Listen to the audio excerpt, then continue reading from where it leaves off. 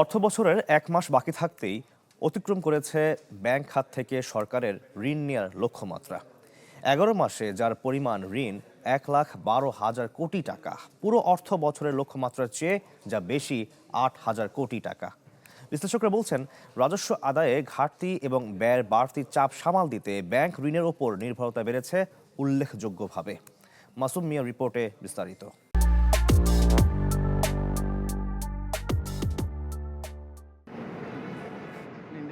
ব্যবসা বাণিজ্যে মন্দা, কমছে বিনিয়োগের গতি। এর প্রভাব পড়েছে সরকারের রাজস্ব আহরণেও।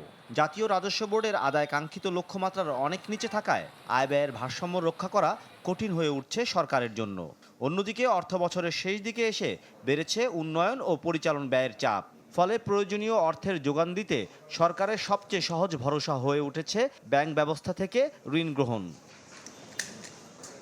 চলতি অর্থবছরে ব্যাংক ব্যবস্থা থেকে সরকারের ঋণ নেওয়ার লক্ষ্যমাত্রা ছিল ১,০৪,০০০ কোটি টাকা, কিন্তু অর্থবছরের ১১ মাস শেষ হতেই সেই লক্ষ্য ছাড়িয়ে গেছে। বাংলাদেশ ব্যাংকের তথ্য অনুযায়ী মে মাস শেষে ব্যাংক ব্যবস্থা থেকে সরকারের মোট ঋণ দাঁড়িয়েছে ১,১২,০০০ কোটি টাকারও বেশি। অর্থসংস্থান দরকার, কিন্তু আমরা মনে করি যে এই অর্থসংস্থানটি দেশীয় ব্যাংক থেকে নেওয়া উচিত নয়। কারণ ইতিমধ্যে সরকারের এডিপি বাস্তবায়নের জন্য যেভাবে টাকা নেওয়া হয়েছে, তাতে আগামী অর্থবছর সেটা আরও বাড়বে বলে, তাতেই ব্যাংকগুলো এখনই ঋণ পর্যাপ্তভাবে পাচ্ছে না। সেখানে যদি বাড়তি এই সমস্ত অর্থায়নের জন্য আরও টাকা নেন, তাহলে ব্যাংকগুলো বেসরকারি খাতে ঋণ দেওয়ার জন্য আরও টান পড়বে। কেন্দ্রীয় ব্যাংকের কর্মকর্তাদের ধারণা, জুনে সরকারের ব্যয়ের চাপ আরও বাড়বে।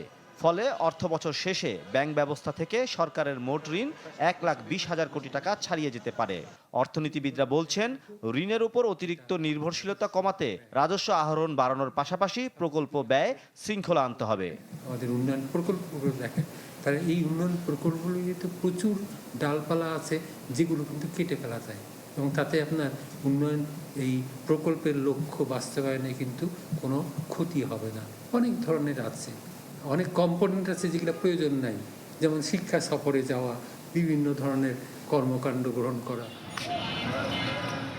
চলতি অর্থ বছরের ১১ মাস শেষে কেন্দ্রীয় ব্যাংক থেকেই সরকারের মোট ঋণ ১১,০০০ কোটি টাকা। মাসুম মিয়া, চ্যানেল 24, ঢাকা।